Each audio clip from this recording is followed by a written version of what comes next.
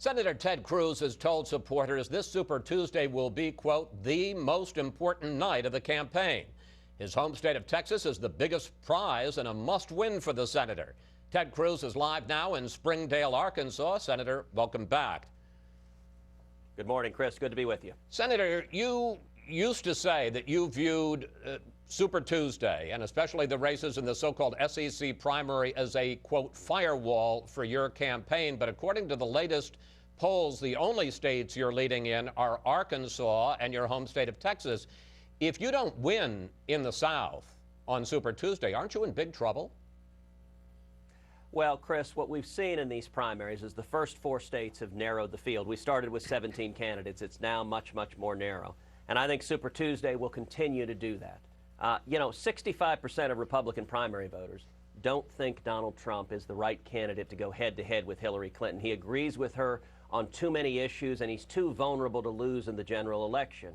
And the only campaign, the only candidate that has beaten Donald Trump, the only candidate that can beat Donald Trump is our campaign. And so on Super Tuesday, I hope and believe that conservatives will continue to coalesce behind our campaign, because if you're one of those 65% of Republicans that doesn't want to see Donald Trump as our nominee, doesn't want to see a blowout in November, then I ask you to come support us and stand with us, because that's the only way to stop Donald, is to stand together behind our campaign on Super Tuesday. But there are some problems in terms of your support. You're running as a social conservative and as a political outsider, but I want to put up some, I would think, troubling numbers for you from the South Carolina exit polls.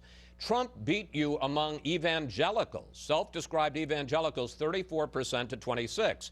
And among voters who say they want the next president to be from, quote, outside the political establishment, they went for Trump, 63% to 13%. Question, isn't Donald Trump beating you, Senator, at your own game?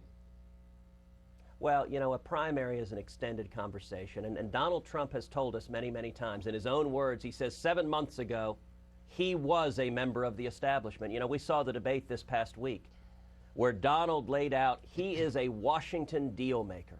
And it is Washington deals that have bankrupted this country. If you want more Washington deals, Donald Trump is your guy. That's why Harry Reid said Donald Trump was his favorite Republican, because Harry Reid said, Donald will cut deals with us, we can work with him.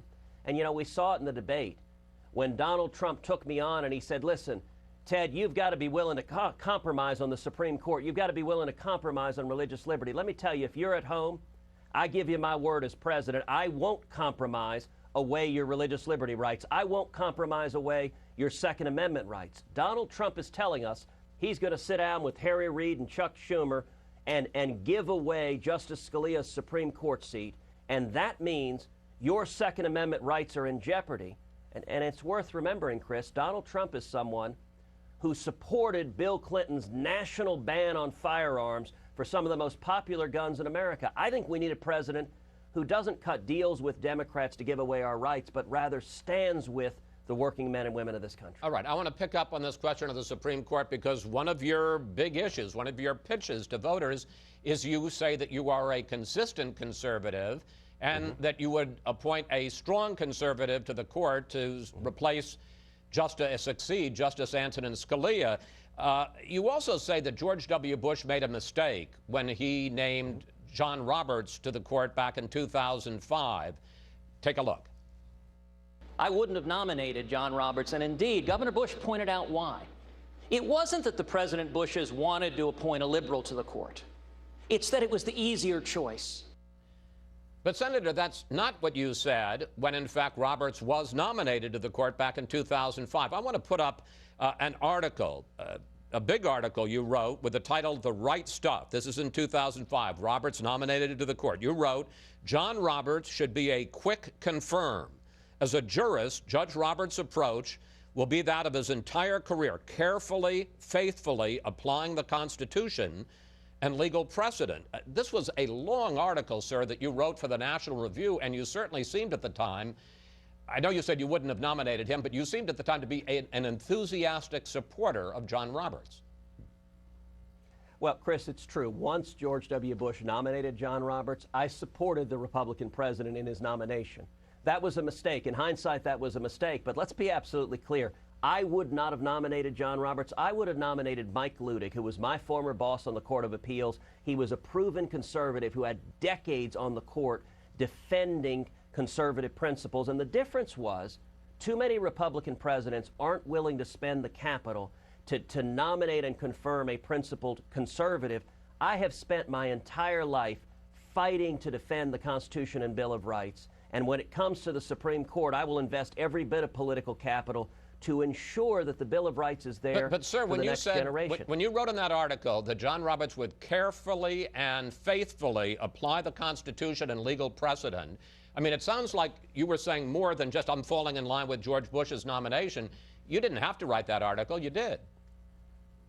It is correct. I supported the Republican nominee. But, you know, it's interesting, Chris. I noticed you didn't ask Donald Trump about his saying that his sister, who is a liberal, radical, pro-abortion Clinton appointee, would make a phenomenal Supreme Court justice. When it comes to Supreme Court justices, Donald has told us in the last debate he's going to cut deals. Let me give you another example. We saw in the last debate on immigration.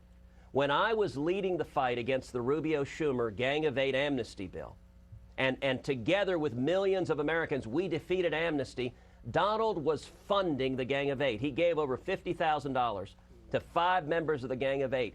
If you have spent 40 Didn't he also years give money to you, though, supporting open border Democrats, sir? Didn't he then also you give money cannot to you? claim that you're tough on illegal immigration. Didn't I'm sorry? Didn't he also give money to you? Oh, listen, $1,000 to my leadership PAC, which he tosses around like candy. But listen, he has supported open border Democrats for decades. He supported Jimmy Carter over Ronald Reagan. He supported John Kerry over George W. Bush. He's contributed to Hillary Clinton, to Chuck Schumer. This is a man, anyone who supports radical liberals like those, does not care about conservative Supreme Court justices, does not care about the Second Amendment, and doesn't care about securing the border, because those are the open border advocates who led the Gang of Eight. And indeed, you know, it was striking after the debate, Chris. Donald went on CNN and he was talking about his hotel down in Florida where they bring in foreign workers by the hundreds and they won't hire Americans. And he said, well, gosh, you can't find Americans to work as waiters and waitresses. How utterly ridiculous. There are millions of Americans who have worked and want to work as waiters and waitresses, especially in Senator, some swanky hotel in Palm Beach Senator, where people are tipping I got with one more $100. question for you. And your campaign has been involved in a series of incidents that people are calling dirty tricks. I want to put up a list of them. In Iowa, the Cruz campaign sent out tweets saying Ben Carson was suspending his campaign. That was false. The campaign put out flyers accusing people of voting violations. That was false. In South Carolina, a Cruz super PAC attacked Trump over the Confederate flag, and your then communications director posted a link this week accusing Rubio of disrespecting the Bible. That was false. Question, do you take personal responsibility? This was your campaign, except for the super PAC. Do you take personal responsibility for this series of incidents, and what does it say about the culture of the campaign you're running? Chris, every accusation you raised there is incorrect. I appreciate your reading the Donald Trump attack file on that. Come on, sir. Let me tell you, our campaign has been from the highest... Wait a minute, sir. Chris, let me answer. Please don't interrupt me. Apologized to Ben Carson on Chris, a debate stage. You fired your communications director. Chris, don't say this is an interrupt me. Oppo file on our part, sir. Chris, please don't interrupt me. Our campaign from the beginning. Please don't say that. Accuse me of something I didn't do. Go ahead, Chris. Let me know when I'm allowed to answer. Well, don't accuse me of doing something I didn't do. Two of those things, you apologized for one, and you fired your communications director. Don't say this is the Oppo file. Chris, our campaign from the beginning has been the highest level of integrity. When others have engaged in personal attacks and insults, we don't respond in kind. And you know, it was striking. You just had Donald Trump on the air. You didn't ask him about the fact that he sent out a fabricated quote from Tom Coburn impugning my integrity. Tom Coburn, Senator Coburn, came out and said it was an utter fabrication, and yet Donald continued repeating what he knew to be false.